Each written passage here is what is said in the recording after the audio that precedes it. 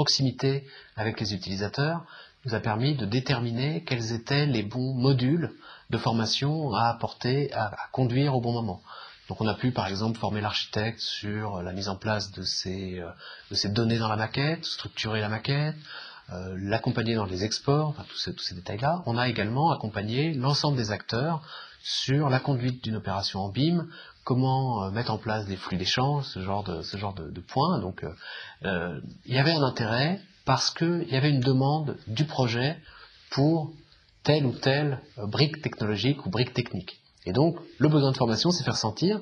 Ce n'est pas des formations longues, c'est des formations qui avaient lieu, Covid oblige en plus, en ligne, sur des durées courtes, 2 heures maximum. Et donc, on pouvait à la carte consommer de la formation. Et donc, ça a été extrêmement bien vécu, ça a été bien accueilli par les acteurs parce que c'était simple à mettre en place et ça correspondait à un besoin.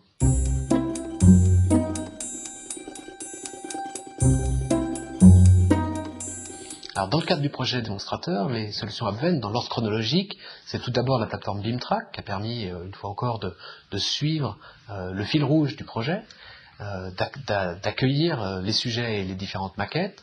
C'est Archicad, bien entendu, pour produire la maquette numérique de l'architecte, qui a permis de faire à la fois les maquettes, les vues 3D, la synthèse des différents corps d'état techniques, les quantitatifs, la description, la mise en œuvre de propriétés, les quantités, etc.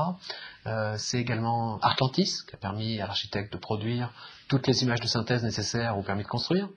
À la commercialisation aussi, parce que effectivement il y a eu à chaque fois dans des opérations de promotion comme celle-ci, il y a des professionnels qui se servent de ces maquettes numériques de plus en plus pour produire leurs perspectives de vente, leur plan de vente, etc. BIMoffice a servi pour évidemment la mise en place du dossier de consultation des entreprises, puis la plateforme d'appel d'offres sur lesquelles les entreprises des différents lots vont répondre. Voilà, principalement les solutions Advent qui ont été utilisées dans le projet.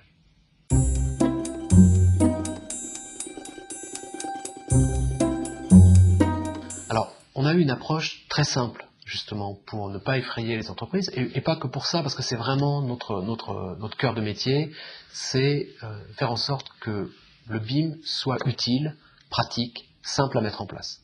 Donc, on a gardé cette approche-là, le pragmatisme, se dire, étape par étape, pourquoi vous faites de la maquette numérique, pourquoi vous voulez faire du BIM, quel est votre intérêt. Et à partir du moment où on avait un intérêt, un objectif qui était clairement établi, on a pu procéder par étapes pour mettre en place de manière apaisée cette maquette numérique et ses usages au travers des différentes spécialités, des différents acteurs qu'on puisse en emparer.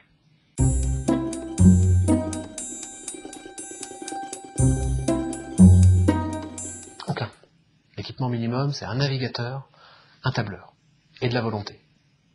Finalement, il suffit de vouloir s'inscrire, de ne pas avoir de complexe sur les outils qu'on utilise, la méthode, tout ça.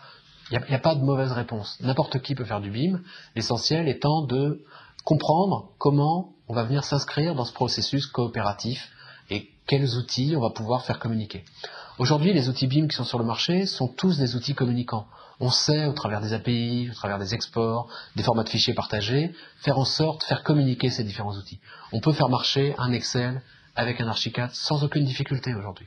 Les API vont permettre de connecter des ERP complexes avec une plateforme BIM. Ça marche, c'est facile à mettre en place. Aucun complexe, il suffit de démarrer et puis on y est.